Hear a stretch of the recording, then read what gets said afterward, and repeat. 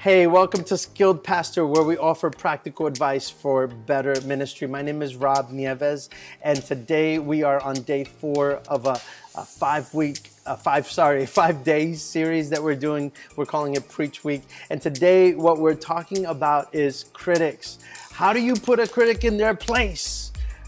I know you've probably been criticized. I've been criticized. Probably all of us have been criticized. So it's not like it's just you. So don't worry about it. You're okay. You will be criticized. If you haven't been criticized so far, you will be. So how do you put those critics in their place? I want to tell you, I got 4 tips for you that will really be helpful. Number 1 is that you never, ever, ever, ever respond in the moment. I'm going to tell you a little secret about me, and it's that I can be defensive sometimes, right?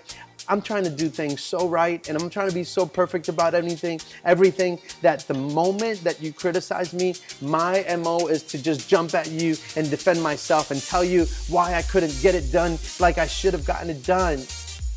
I've learned that that's probably not the best thing to do. So what I want to advise you is don't jump. When you're criticized, you just leave it there. Don't even respond. If there's any response you can give, is just say thank you. And why thank you? Is it because you're happy that they criticize you? Is it because you're being sarcastic? No, it's thank you because you understand that it takes a lot for someone to develop the courage or to have the courage to come up to you and give you a critique. And if you've ever had to speak to someone and critique them, you know, the best thing that they could do for you is just say thank you. So one of the things that I've learned is just say thank you. And if you must add something to that, just say thank you. You know, I'm really gonna think about that. Thank you. I appreciate it. I appreciate you taking the time to tell me. So don't respond in the moment. Like, don't defend yourself. Just accept the criticism, right? The second thing is, after you've heard the criticism, go ahead and consider it. Like, you know, they said this. Let me see, do I think it's true? And if you're married, go ahead and share with your spouse. Hey, honey, someone shared this with me and no one's ever told me this before. What do you think about it?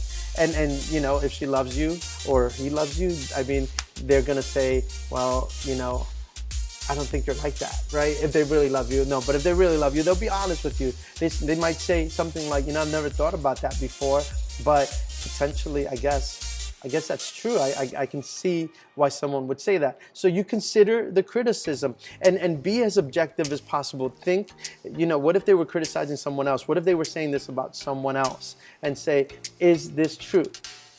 Now, it may not all be true. Maybe it's 90% false and 10% true. There's always a nugget. There is that slight percent. If someone told you they noticed something about your sermon, about your theology, about your presentation, about what you were wearing, about your, you know, whatever it was that they were criticizing, there's got to be a nugget. So what you would do that could be best for your own growth is find that nugget. Find that nugget. And you take that nugget and you realize, you know, this is something that I need to work on. And you will see how that will help you become a better speaker, a better preacher, a better pastor, a better minister, whatever it is that you do. Go ahead and find that nugget. The last thing I want you to do is I want you to go back to them. And I want you now to respond. And I want you to tell them, hey, thank you, honestly, because of what you told me. I was able to think about it. I was able to really consider what you're telling me.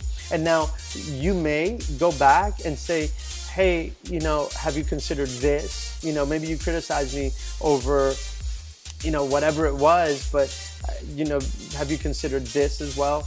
Just think about it. I mean, if you open yourself to criticism, maybe they can open themselves. Just because they criticize you doesn't mean they're all right.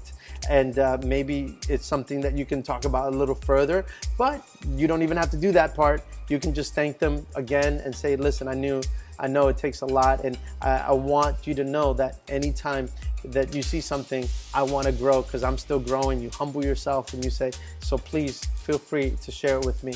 And if you have to give them some feedback in return, give it. If not, it's probably better that you don't, but you know, sometimes some situations merit different things. So that's how you put a critic in their place.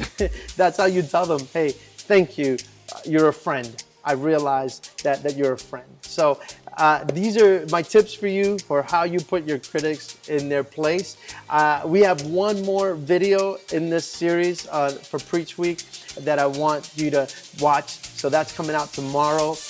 If you haven't seen the previous videos, go back and watch them. I think they'll be really helpful if you're trying to be a preacher, if you are just learning, even if you are a preacher, but you want to hear from another preacher, what does he think about certain things? So go ahead. Also, I want to encourage you to subscribe to this channel. By subscribing to this channel, you'll get notifications every time we put out a new video, and I think that would be helpful. I also want to encourage you to go to skilledpastor.com. I have a free sermon preparation guide there just for you. So go ahead, go to www.skilledpastor.com, and we'll see you on the next video.